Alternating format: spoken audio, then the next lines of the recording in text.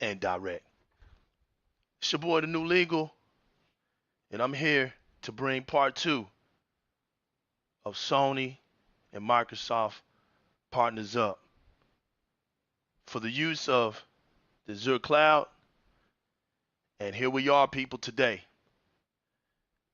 With no further ado, we're going to keep it moving with truth, respect for the cause, salute to the Xbox community, for all those that have been known, who held on to the truth for many years, who spoke about this. This one right here, part two, is the ultimate truth. For those that studied the game, for those that understand, salute to y'all, man. Salute to y'all for always believing in it, for always sticking through.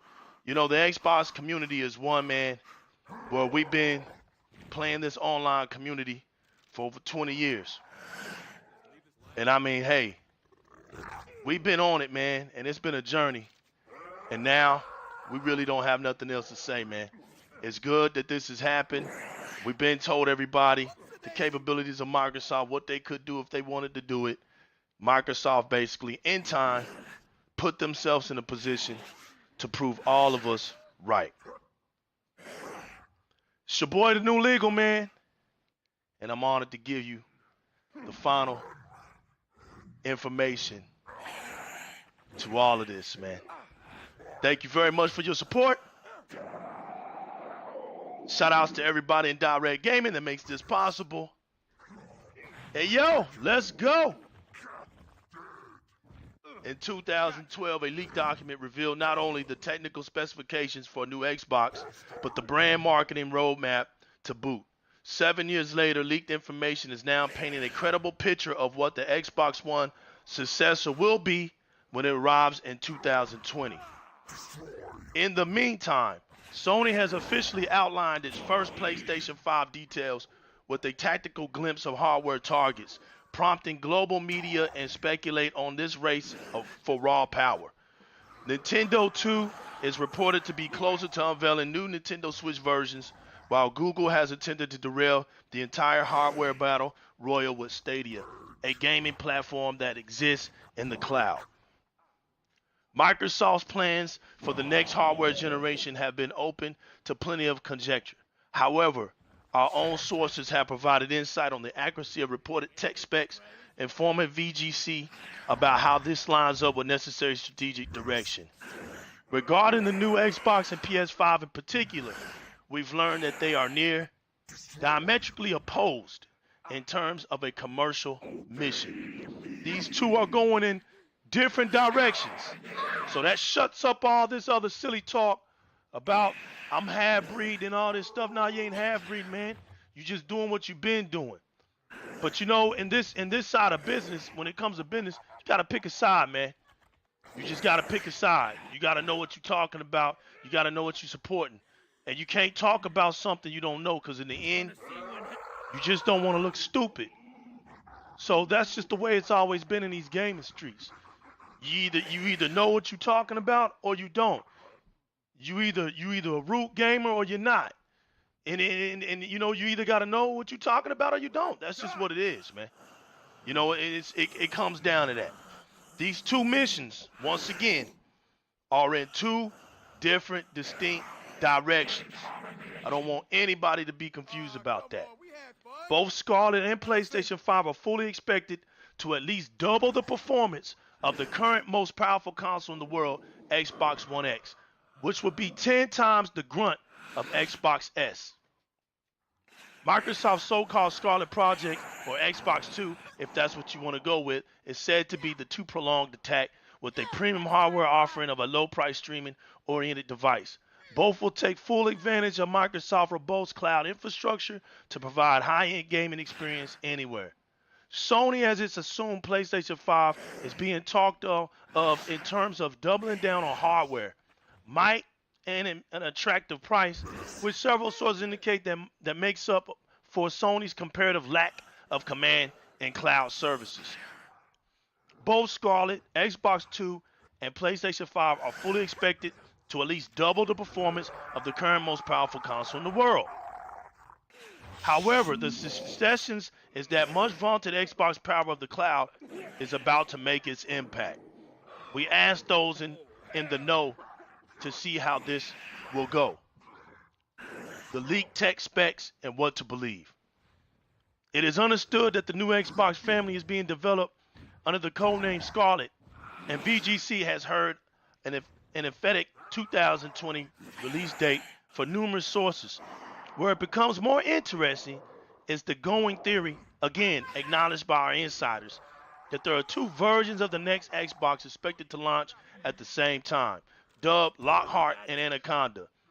Lockhart is a stripped-back iteration designed for streaming games.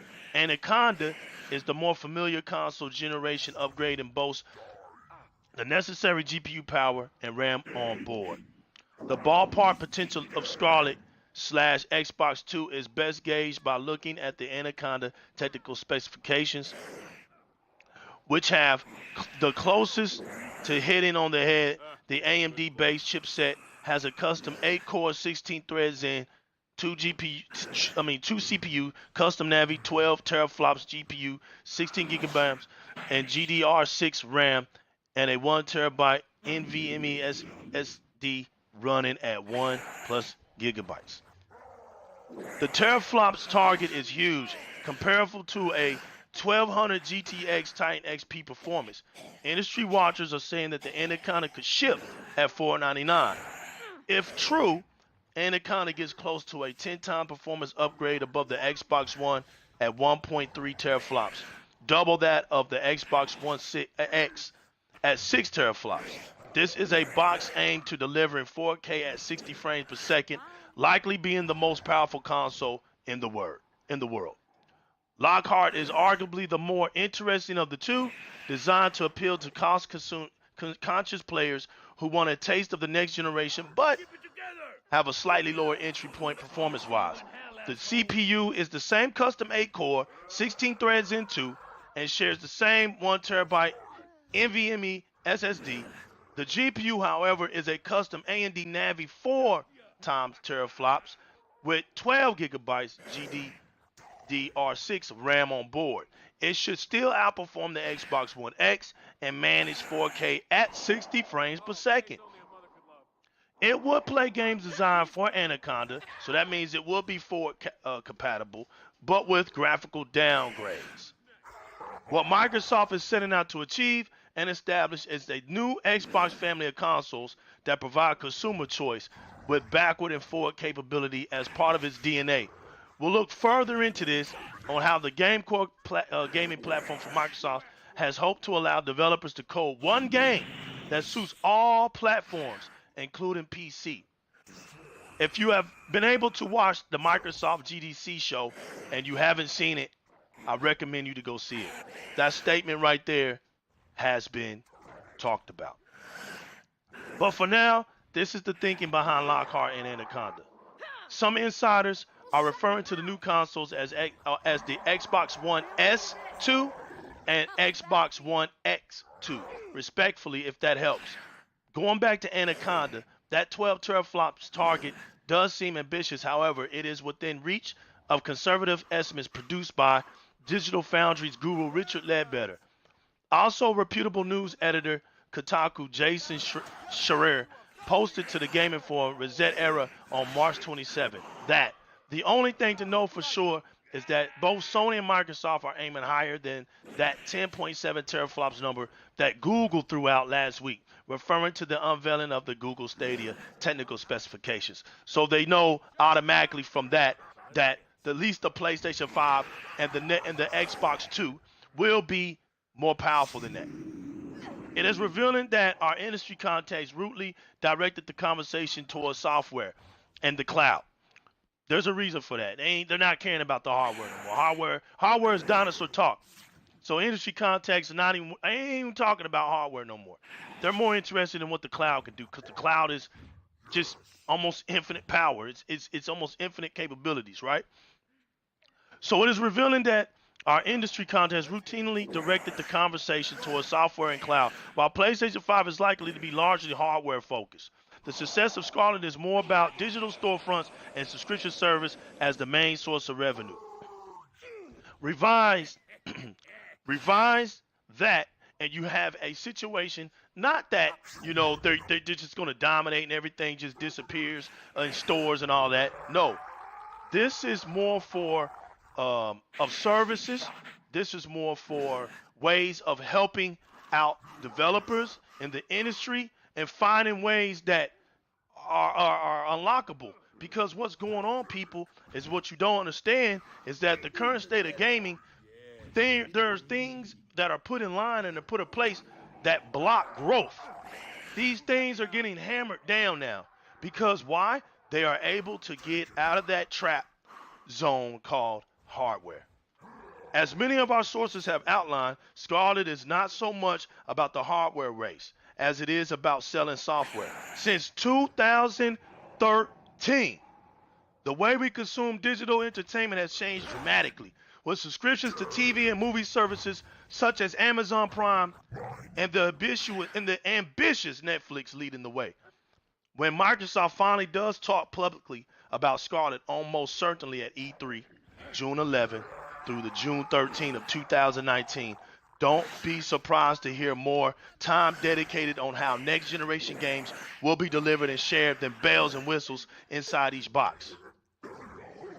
We understand that Game Pass accounts for the impressive percentage of Xbox revenue, and our source see this as a major factor in Scarlet equation.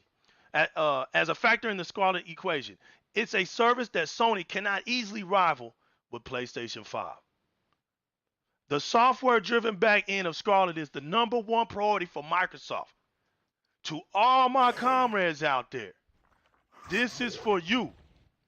My day has come. I've been waiting for my day to come to reveal all of this to y'all. I've been wanting to reveal all this to y'all. All of you guys who put up the truth. All you guys who've been constantly putting up the truth. Who've constantly been made fun of. This video is for you. The software-driven backend of Scarlet is the number one priority for Microsoft. The company has roughly 100,000 Xbox servers worldwide for its cloud revolution. We know this was a fact back in 2013. But what we do know now as a fact in 2019 is that tripled. And you know what? It could be even more than that now. But we do know that now there's 300,000 servers worldwide. These servers allow for hardware-to-hardware transfer of data required to put a game on the screen without the need to stream video. So that just destroyed the whole PSN, PS Now logic, dude. Do you understand how old that is? Do you understand how old any of that stuff is? Microsoft just jumped past all of that. Jumped past all of that. The latter is a lag-intensive scenario, not ideally suited to gaming, with latency around 130 milliseconds in a best-case scenario. For Lockhart in particular, being offered as the low-cost alternative to Anaconda, the likelihood is that data streaming will allow for Scarlet games to run at 4K at 30 frames or 1080p at 60 frames on this entry-level box. While this may seem underwhelming on paper, the reality is that less than 10% of players utilize 4K, and that cost consideration is a serious issue for most. Lockhart has very likely been designed for that purpose, and is expected to be a diskless box similar to the recently announced diskless Xbox One S, but with all necessary base hardware. Microsoft recently unveiled Xbox Game Pass Ultimate, which combines Xbox Live Gold with Xbox Game Pass for a $14.99 monthly charge.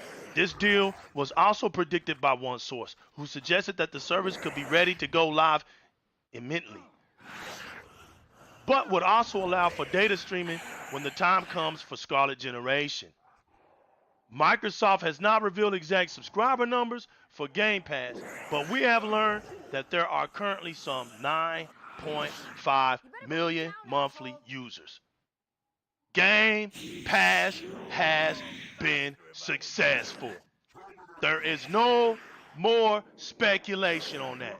Almost 10 million users monthly using. Game Pass has succeeded in itself. Now, this is going to be some good stuff, y'all. Game Pass is an attractive proposition for publishers and developers. Because check this out. Microsoft pays out to developers each time a game is installed. You guys are going to know how it works from the new legal. You're going to know today how all this stuff works. Microsoft pays out to developers each time a game is installed. They just destroyed the old traditional way for developers. This strategy is not only helping developers, but it's also helping Microsoft within their studios.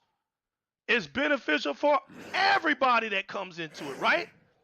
It has become hugely valuable to small independents in particular, who now find themselves with a regular income and a strong community. I want all you to see how it's helping, how Microsoft is helping the industry, how Microsoft is helping the industry, how what you support is helping the industry in itself. You guys help make these developers, great and small, be able to take risk that they normally wouldn't be able to take, be able to bring out more content that they probably wouldn't be able to take. It's because of you guys out here that are sticking with Microsoft, not caring about what somebody says about sales, not caring about how much a console has sold and how many games got bought, but focusing rarely on playing what's good and going out here in these gaming streets and letting somebody know, hey, if the game is good or not. That has always been the way of a true gamer. True gamers don't just buy something just because it's popular. True gamers buy something because it's in their greatest of interest of gameplay within a community sense. That's what true gamers do. So because you guys who are Xbox comrades who have supported Microsoft, I want y'all to know that your support is making a big difference. Matter of fact, each and every one of us that have put in the Game Pass is the reason why we are in a position now to be leaders in our voices with the experience of gaming. It's going to be us. And because it's going to be us, now you can see why the hate is even more crazier than it's ever been. Because now they know that it will be Xbox fans that are going to have the biggest voices. Very soon, we will be the biggest voices to represent the gaming industry, y'all. The deal is similar beneficial for Microsoft as well, which doesn't need to worry about disc manufacture. Here's the point I was saying. Going this route means that Microsoft doesn't have to worry about a disc manufacturer and only takes a royalty cut. Here we go. From games that have been installed with several games added each week. So that's how Microsoft is making money off of Game Pass. Microsoft is making money off of Game Pass simply when a game gets installed. Not while it's sitting there. When it's sitting there, developers are getting cut. But when it gets installed, when it actually goes into the Microsoft console to be played, that's when Microsoft gets a royalty cut. We understand that all percentage numbers are not 100% true, right? So we're not even going to get into numbers with this. We're just going to stick to what's what. We understand that Game Pass accounts for an impressive percentage of Xbox revenue, and our sources see this as a major factor in the Scarlet equation. It is a service that Sony cannot easily rival with PlayStation 5, and combined with the Project X Cloud, puts Microsoft in a very strong position against Google and Amazon, which are the direct competitors of Microsoft, not Sony. Sony has never been a direct adversary to Microsoft. How can Sony be a direct adversary of competitor in a true sense when Sony is a customer. Microsoft doesn't want Sony to go anywhere. Sony makes sure that Microsoft thrives. Sony uses Microsoft stuff, people. Get that out of your head. Get that out of your head. Like, Microsoft wants to destroy Sony. They never want to destroy Sony because Sony's always been a customer. The real fight has always been Google and Amazon. That's the real fight. With PS5, we are told focus for Sony is hardware first and foremost. So expect the PSVR once again. You might expect some new wands for that, new pom-poms and all them fruity colors. Expect that. Yeah, expect raw power, but to be honest, it's not gonna sting anybody in the Xbox community because we were already here. We're already there. If you're gonna throw up 4K, so what? We've been here since 2017. See, the sting has been gone. This has been prepared for talks for Microsoft side. All this stuff was planned by Microsoft to finally get the language to start coming their way. The reason why they stopped talking about sales and stuff, because that's the language of Sony. Said it in the last one that I did, part 1, that Phil Spencer said, hey man, Sony's going to market what they do. They're going to put all that market talk into what they do. But what you got to understand is what's really happening. And when you really understand what's happening, you're not easily fooled by all that talk. That's basically what Phil Spencer was saying. Just keep a close eye on what we do, and you're going to understand who's who. There's always been the dealer and the addict. There's always been the pimp and the hoe. And you're going to understand, basically, which side you supported. That's just facts, man. It's not about dogging nobody down, but basically it's about, hey, what you like to support. You like to support one side. It's either one or the other. And you got cats that say, hey, I support it all. Well, if you support it all, why are you always the least one to show anything? Show something. Show what you do. We could care less about how many consoles you got. In the gaming streets, we just want to see you put up. And if you put up, if you're a free lover and you love everything and you put up, hey, man, more power to you. But here's one thing that now that if you're talking about you love everything, here's one thing that's a fact. Here's one thing that's a fact. You're going to love that cloud and that Xbox Live, ain't you? You're going to love that. You're going to love that as a cloud and that Xbox Live now. Because, hey, you love everything, but everything ain't going to sustain your experience now. The things that you love has came to Microsoft. With the only exception of Google. Because Google ain't going to never come to Microsoft. We're going to get down to that too.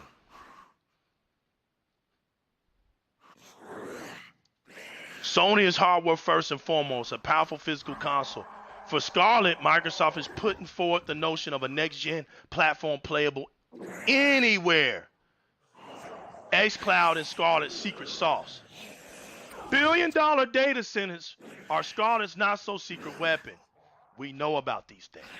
And Microsoft hopes that they'll become the means by which the majority of Xbox owners will receive their entertainment in 2020.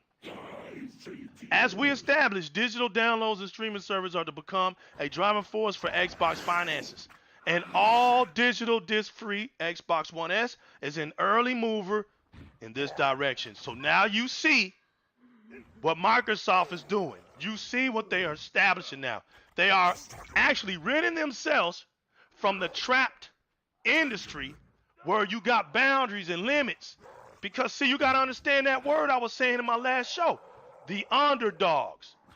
An underdog isn't going to allow themselves to be trapped.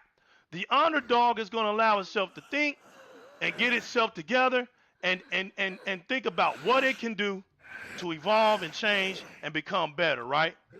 Microsoft was considered what? An underdog. And truth be told, when I get off the subject for a minute, hey, I've been an Apple fan for a long time. No diss to Apple at all. A game changer with music. But you know, there are times when I have fun, you know, in everything that I do. When I have fun and I say, hey man, you know, I go to war with my Samsung fans and we go to war. But here's the truth on that. Apple had to learn. Apple had to learn. If you remember in my first video, Samsung was mentioned as an underdog. And there is no surprise to me. Even though I'm an Apple fan, you know, hey man, I get a huge big discount. So to me it's all about what I get. But even though Apple is a giant, it's a killer, right? But it's not considered an underdog because Apple, and it's very clear that they don't change a lot. They stick to their comfort zone. They don't really change in their phones. But they're powerful when it comes to their apps. They're powerful when it comes to the security. They're powerful when it comes to, you know, keeping things fresh. But if you look carefully at Samsung, and I mean, there is no reason why anybody can't believe that Samsung took over Japan, knocked out all the Sony competition, became #1 in the world market of hardware stuff and TVs and all kinds of things like that. All kinds of stuff coming up. You see how they were able to make LG look stupid when it became a war over OLED and LEDs. Look what they did with the QLED. Look what they did with the nano crystals. Look what they did with all of that stuff. Remember, it was the quantum dots. Then they went to the nanos. And look, they were so dramatic in telling people that, hey, we can put up a picture that rivals the OLED and our prices don't be so high. Now they're saying you gotta put some respect on our names, right? And look what Samsung is today. Just speaking the truth. Samsung steadily looks great because they are constantly thinking, constantly seeing the next steps. That's why they were considered in 2013 as one of those companies that are considered to be underdogs along with Microsoft.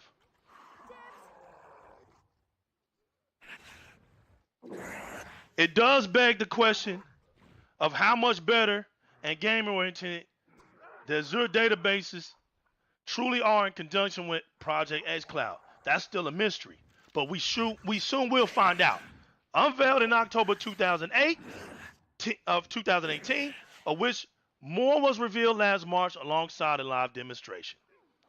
While the first footage of Forza Motorsport 4 being played on a smartphone displays some evidence of lag or seemed weirdly disconnected to the hand movements of the person demonstrating as early road tests got it was impressive, though by Microsoft admission still in the early stages. Project xCloud levels the playing field for devices as diverse as mobile phones, tablets, existing Xbox One, consoles, Windows PC, and eventually Scarlet. Because Microsoft owns its data centers, which serve 140 countries worldwide, it can tailor the Azure for purpose. Microsoft doesn't have a limit to what it can do with its own things, basically what that means.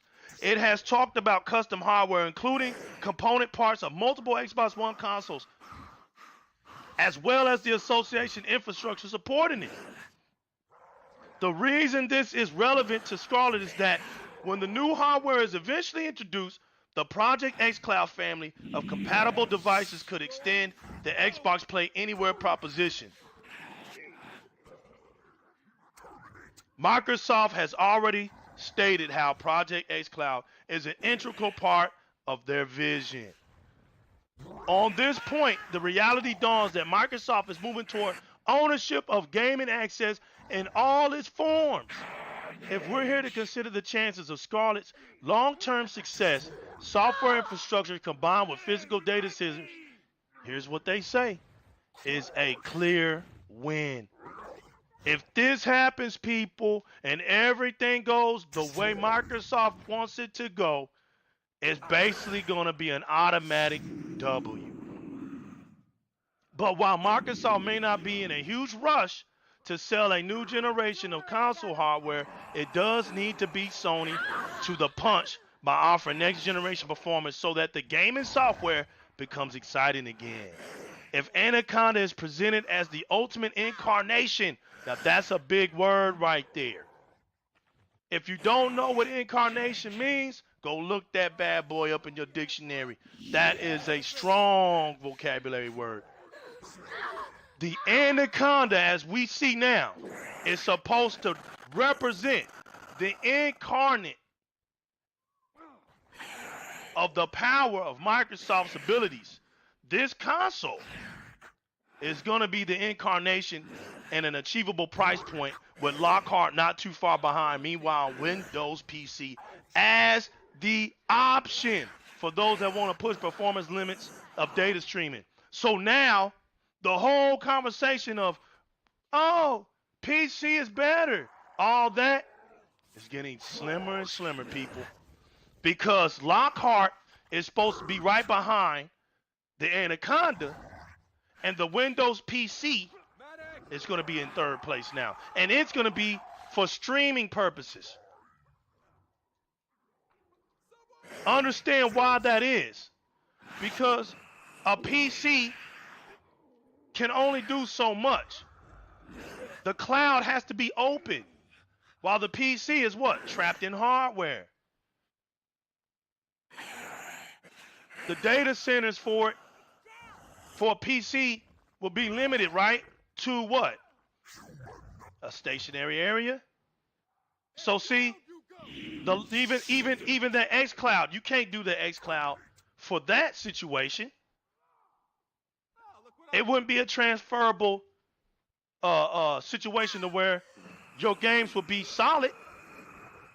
And what I mean by that is where they wouldn't be in a place of a streaming situation.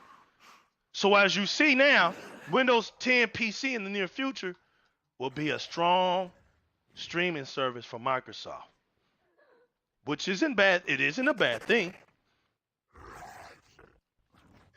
And Windows PC as an option for those that want to push performance limits of data streaming or smartphone, see, or the lowest inconvenience over 4G.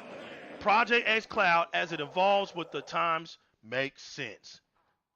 Here we go. Here we go. Piggybacking the PC market. It's clear from our many conversations that Microsoft's next generation vision is more or less hardware agnostic. Anaconda and Lockhart have their parts to play, but development on the hardware side has been paralleled by something referred to as Game Core. Enter Game Core. If you haven't heard about it, you're hearing about it now on Di-RREC Gaming.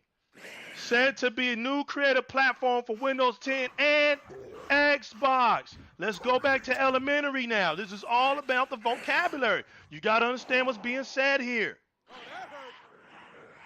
It's said to be the new creative platform for Windows 10 and Xbox. The word "and" means a conjunction. That means it combines two nouns, which means once it combines those two nouns, you can't separate them. Windows 10 and Xbox, for many years we've been saying, and I've been saying, they are the same. What means that those dynamic duals work together. They're comprised of the same mission, like the Holy Trinity.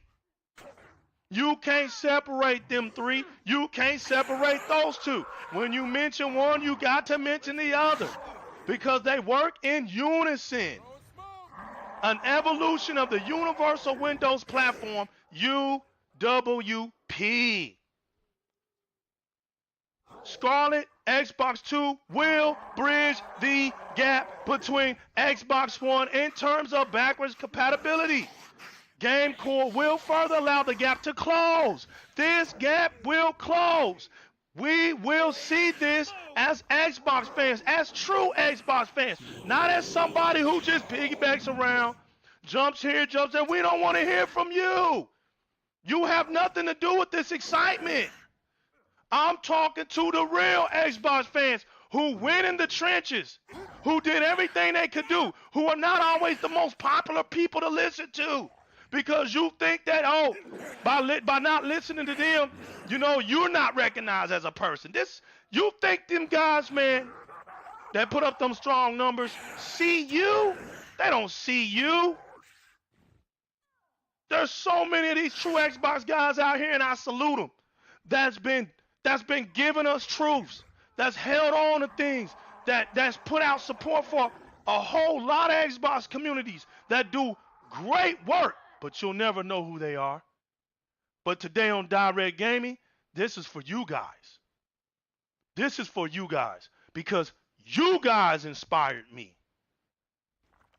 I am of the essence of them who don't hold gaming to a propaganda, who doesn't use gaming as a source of popularity. Hey, you got to be known in these streets. You got to put work in these streets. When people look at you, they associate you with gaming history from their eyewitness accounts. If you're not somebody like that, you don't really impress me. I don't care who you are because I respect gamers of community. And the Xbox Live is one of the best gaming communities I've ever been a part of. Salute to it. Scarlet, Xbox 2, will bridge the gap between Xbox One in terms of backwards compatibility. GameCore will further the gap to close between Windows PC and the entire Xbox family. Not some, not few, but all the entire Xbox family, making it possible for developers to create for one platform that is scalable across various hardware iterations. So let me make this clear to everybody out there that's trying to twist things up, because we know deep down, we know that kind of talk. We know deep down you care. So let me knock all your hope out of the way. This isn't about combining with other platforms that do not belong with Xbox. Xbox did not work this hard all these years to share its mustard. That's not what this is about, people. That's not business. Microsoft worked its butt off and built all this stuff for itself so that it can be distributed around for itself. And if anybody wants to partake in our services, hey, we're open. Pay us. We don't care. We're not going to limit ourselves just because, you know what I'm saying, we're doing because you can't do what we do anyway. We're not going to give you 100% access to the things that we do. We're going to give you some certain capabilities so that what you can't do on your own platform, you'll be able to do. What you can't do on your own platform, you'll be able to do by using some of our stuff.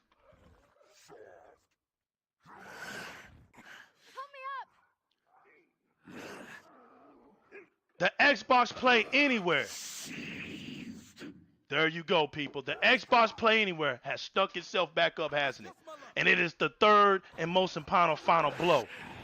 Platform is similar but restricted to Xbox One and Windows PC, where one purchase of the Windows Store allows for such games as Sea of Thieves, Gears of War 4, and Forza Horizon 4 to be downloaded and played on either platform. Players can still play together on the same servers like Xbox Live. GameCore should broaden the development platform so that Xbox One, Lockhart, and the content Windows PC receive the same game at launch under custom configuration.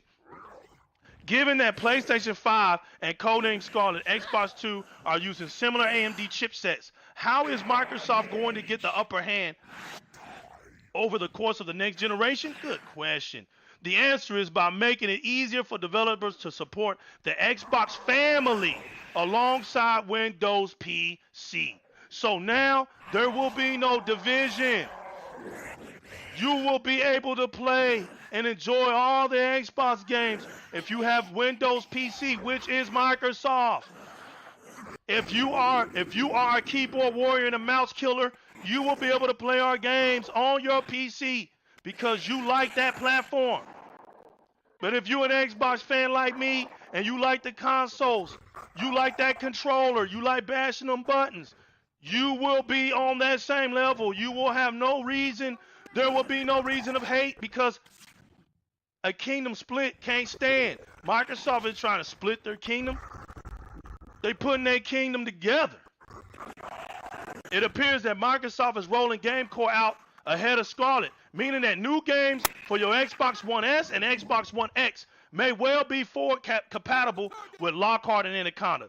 It's not too much of a stretch to imagine Microsoft proclaiming that the future is already here. Our words to similar effect when it unveils in 2019-2020 lineup of games during its E3 conference. You could be effectively buying Gears of War 5 for Scarlet via the Windows Store, getting a head start on your current generation Xbox or Windows PC.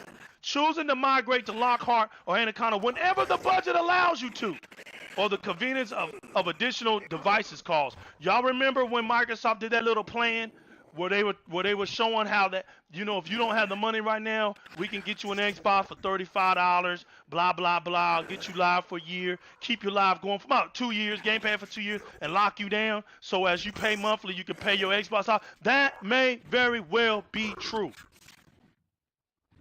So this right here is going to shut up. Microsoft is going to know once and for all who the true Xbox fans are. That's what it wants. It doesn't want a community sitting around full of half-breed flip-floppers that damage their base. That doesn't do anything. With anything in life to be successful, one must be what? Consistent. Consistent. The consistency of true Xbox fans is what got us here today, because they did not break, they did not shake when things wasn't going right with Microsoft. They believed that supporting a multi-billion, super multi-billion company made sense. Now, they're a $1 trillion company. Everything that the Xbox fans have done now is coming to light, and everything that you've done as a true Xbox fan makes sense now. You don't have to justify anything you do, because Microsoft is going to put all your works to light. On a lighter, though still strategic point, Microsoft continues to pursue other ways for Xbox to feel like it belongs in your home. Last September, voice control, Cortana, and Alexa enabled devices to introduce the Xbox, something called Xbox Skill. If you're someone who loves showing off with your Amazon Echo, for example, adding Xbox games to the list of things that respond to voice commands saying, Alexa, start FIFA, is a nice thing to have. And you can bet that Microsoft are looking into more ways for the Xbox family to integrate Scarlet and Windows PC. Market leading and changing market. Have you noticed that the devs ran to the X? Microsoft will have all the markets in them high-value games, and they started doing that last year because devs want to make sure they're on a platform where they can show the best of their games. That's how developers brag. They don't come out, they're professionals. They don't come out and say, hey, our game looks the best. They want you to say it. The last time Xbox attempted to steer players towards pastures knew it didn't work out too well for the company at all. As mighty and technically impressive and potential the Scarlet might read, between the lines are some truth in suggesting that this is the only direction left that makes sense for Microsoft. Xbox is trailing behind Sony in global hardware sales. We have it on good authority that 45 million to 50 million Xbox Ones are in homes compared to Sony's 92 million PlayStation 4 sales. So now you can pretty much be good with saying, hey, there's 50 million Xbox Ones out there in the world. That ain't a failure. That's 50 million.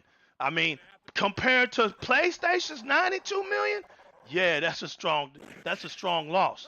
And hey, kudos to the PlayStation brand for doing things that were dead on for this generation. They stayed their course. They made sure they did a marketing campaign that just they would say anything to you, and for that, many people believed. There was a lot of hiccups that went along with the Xbox brand that a lot of people just gave hope to. And then there was a lot of things that they messed up that a lot of people lost hope to. So you know, it was one of those things that it was a number thing, and Microsoft took the most blow out of not having their things together with management, having the right people in the right places. As you can see, in the beginning hurt Microsoft, but now look, as time has turned, that success story, consoles come and go, right? So look how many people Microsoft has lost in the Sony has lost in the last 5 years. Look at all those heavyweights gone. You see what I'm saying? This is why Microsoft said this is not a sprint but a marathon. Things are flip-flopping now. The pressure is on the company to reinvigorate, if not reposition, the Xbox brand, increasingly likely towards an iOS, Android style system of hardware iterations that support games as a service, which would suit how the company now operates. This changes the outlook on who the main competitors are for Microsoft and Scarlett, especially now that Google's had entered the frame of Stadia. Word is that Nintendo is introducing new versions of Switch, versions with an S, in 2019, which could take most of the family household spent in the run-up to the holiday period. This steps up the strategy, that Microsoft appears to be courting for Scarlett and beyond. Switch is already a device that uniquely offers tactile gaming on the go. At high quality, the network access is one of the last things people care about when playing Legend of Zelda on the train or Smash Brothers versus friends in the same living room. One version is said to be more powerful, supporting 4K output, while the screen on the handheld itself is being bumped from 720 to 1080p. Not bad. The other is cheaper, portable, of a purely design. Switch is already closing the gap on Xbox One with around 30 million worldwide sales.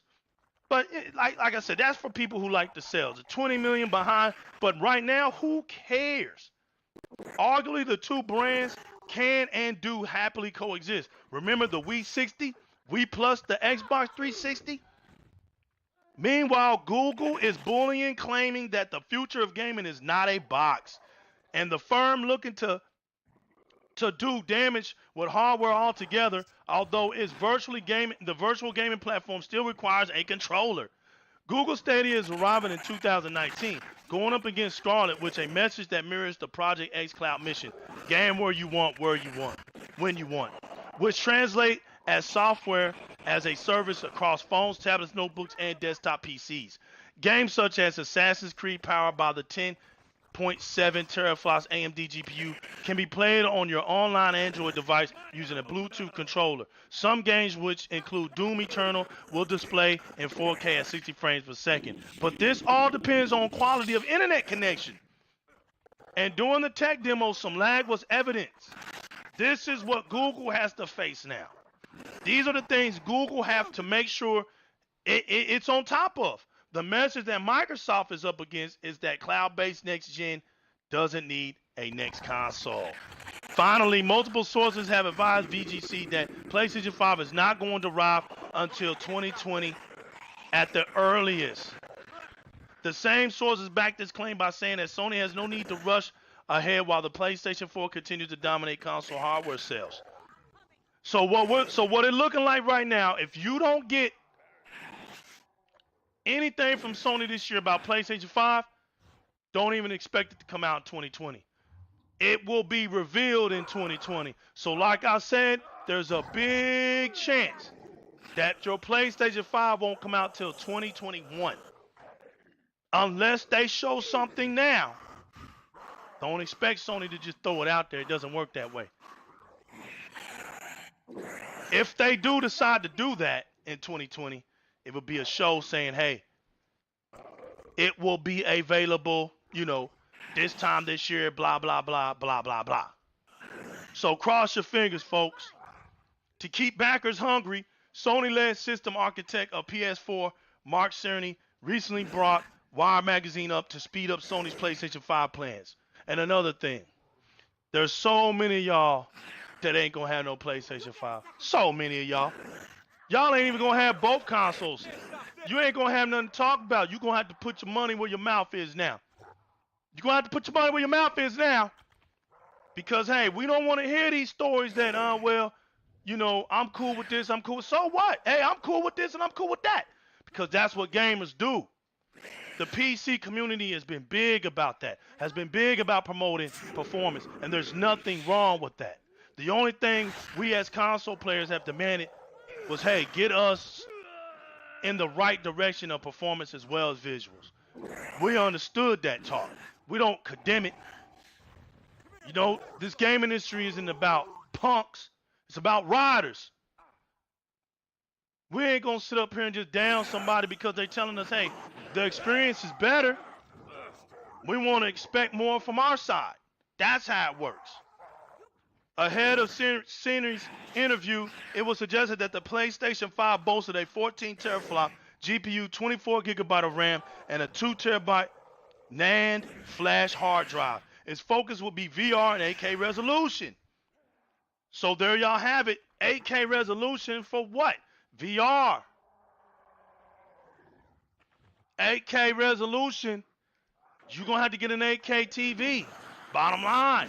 So it's going to be years and years and years down the road for you, buddy. But one thing's for sure. That's good future planning with hardware. And Sony has their mind set on that. That's what they're going after. The Wired article, they confirmed an 8-core AMD Ryzen CPU, a custom Navi GPU to support ray tracing, and a custom ultra-fast SSD, reported to cut load times from 15 seconds to 0.8 seconds in one example. Prior to the Cerny interview, nowhere in among the noise surrounding PlayStation 5 was the possibility of Sony competing with Google and Microsoft for cloud dominance discussed. So it ain't there. The perception that if the next generation battle truly is about the cloud, Sony is lagging far behind. If players can still be wowed by traditional gaming hot rods comparable to high-end gaming PCs, this is PlayStation's final turf. Because, hey, man, there ain't going to be nobody listening to that dinosaur talk. Pretty soon, man, it's going to be the laughing stock.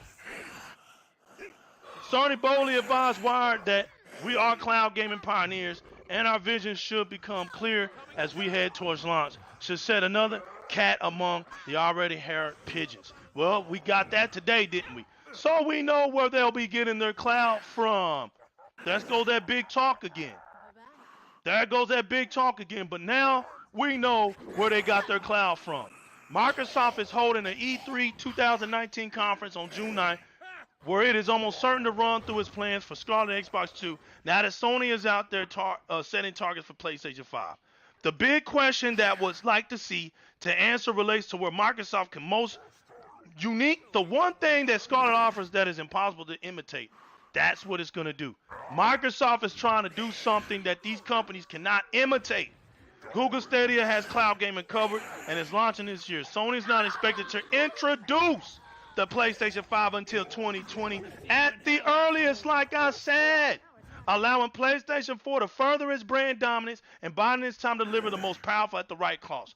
Microsoft, slimly forced to make its move, needs something to pull away from Google and power ahead of Sony. Again, Microsoft is revealing those cards first, allowing its fiercest rivals to wait in the wings and decide how best to counter the best and worst. And now the next generation Xbox is both perceived and received. Now, the funny thing about this before I close is that there was a reason.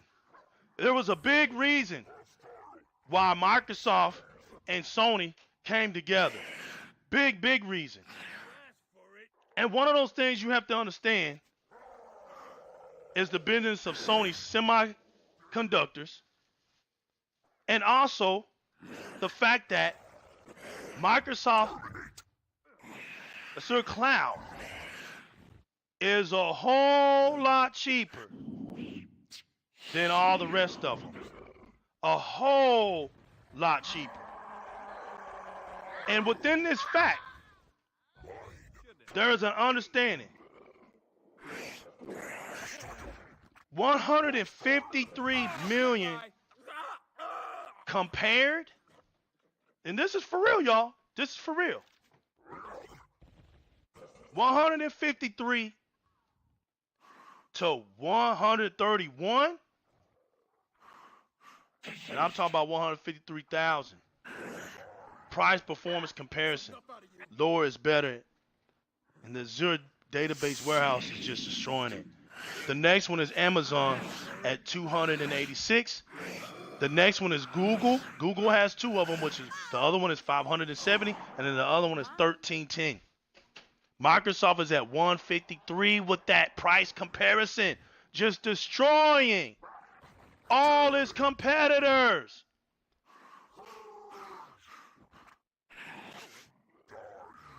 I know y'all tripping, right? But I'm tripping too.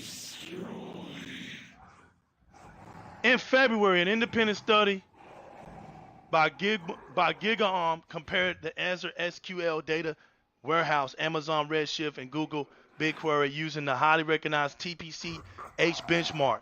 Just in case y'all thought I was lying, they found that the Azure SQL data warehouse is up. The Azure SQL data warehouse is up 14 times faster and costs 94% less. 94% less than any other cloud providers. And today, we are pleased to announce that the GigaOM's second benchmark report, this time with the equal important TPC-DS benchmark. That big A, baby, that big A cloud SQL data warehouse is again the industry leader. Not Amazon Redshift, not Google BigQuery. These results prove that the Azure is the best place for all your analytics. Your analytics, it's the best place. And this is why customers like Columbia Sportswear choose it. This was a TM moment. Part 2 closure. Future is set. Don't get it twisted. All that dumb talk, out the door. All those mission theories, out the door. All your feelings are out the door. The bottom line is this. Like I've said 5 years ago, and I was off 1 year. They will all come to Microsoft one day because the cloud and that bad boy in that article in GDC 2015 proved it when it could hold 1 trillion objects inside of it. Reported by a person from the PlayStation brand. While he was in awe, he predicted that if everything goes right from Microsoft, from which he saw with his own eyes, everybody would be in trouble. And guess what today? We see that now Microsoft is poised to always be in your mouth. You will, very soon, say Xbox when it comes to just about anything related to gaming. It will be the forefront. Hey, this has been the new legal. Leave comments below.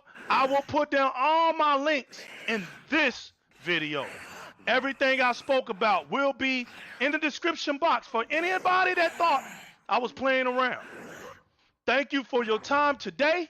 Salute to all the true speakers out there in the Xbox community. Stand your ground. Your time has come. Thank you all for all the support. Thank you, Di-RREC Gaming. Thanks to the Mixer team, Twitter team, Facebook team, Instagram team. I want to do a special shout out to Lethal Be More, to Knowledge, to my man Golden Styles. People that have helped me along the way consistently. The General. Thank you all for being a part of Di-RREC Gaming. Thanks to my man Ziggy Stardust. Thanks to my man Striker.